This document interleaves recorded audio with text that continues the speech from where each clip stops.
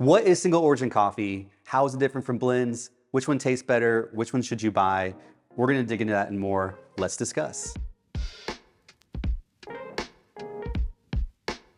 everybody, I'm Marco. I'm here with Will. We are two of the co-founders of Methodical Coffee in Greenville, South Carolina. We're here in our lab. We're gonna discuss single origin coffees and blends. So Will, Yes. tell us what a single origin coffee is. So a single origin coffee is coffee from one place, whether that's a farm, a country, a region, and the purpose of the single origin coffee is to experience the distinctive characteristics of the life that coffee lived. So what is then a blend? So a blend is coffee that is a mixture of multiple farms or countries or regions. And the purpose of the blend is to create a consistent flavor profile year after year. So when I'm deciding between buying a single origin or a blend, which one is actually better? There's a philosophy behind buying both of them, all for good reason. So if I want a single origin coffee, I'm looking for a coffee that has a very distinctive flavor profile from that place or that process. With a blend, we receive all these single origin coffees and we have them in our warehouse and we're roasting them and we're tasting them. But when we put out a coffee blend, we want that flavor profile to be the same all the time. Going back to the question, which one's better? It just, like you said, it kind of depends. If I'm going for consistency, a blend is the way to go. If I'm looking for exploring flavor, then a single origin would be the way to go. Yeah, exactly. So if I'm a customer and I'm going into one of our shops or shopping online, I'm looking at the bags and what they say on the bag, how do I know what is a single origin, what is a blend? For our bags, the single origin coffee is always going to say the country that the coffee's from. And then the blend is not going to have an origin on it. It's going to have a name. You can rely on Blue Boy, Pink Lady, Belly Warm, Play Nice, Late Night, any other blends that you'll see come out from us, like our seasonal holiday blends.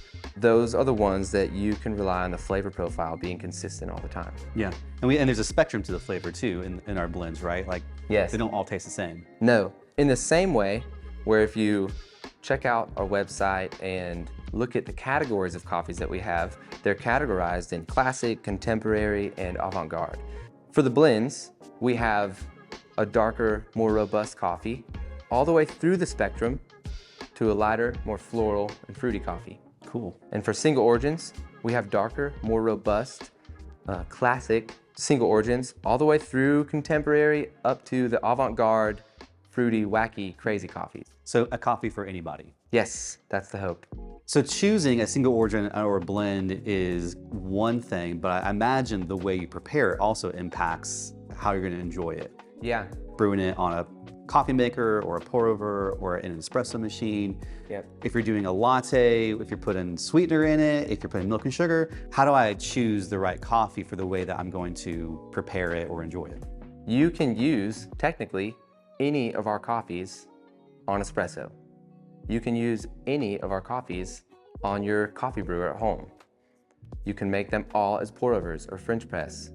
But the thing that is the indicator for which coffee you should use is how do you want that coffee to taste? How do you want your espresso to taste or your drip coffee at home to taste? You can have one of our more robust single origin coffees and make an espresso and you'll have this full-bodied, sweet, luscious espresso. Same thing for drip coffee. But then you can also have a blend, one of our more classic blends, and have the same experience. So I would encourage you, if you're just starting out, buying some coffee from us, I think you're gonna need to find the coffee, the category, the profile that's right for you. So ask a lot of questions, reach out to us, give different coffees a chance and find what your flavor profile is. So to kind of summarize, if we're talking about single origin blends, neither which is necessarily better than the other.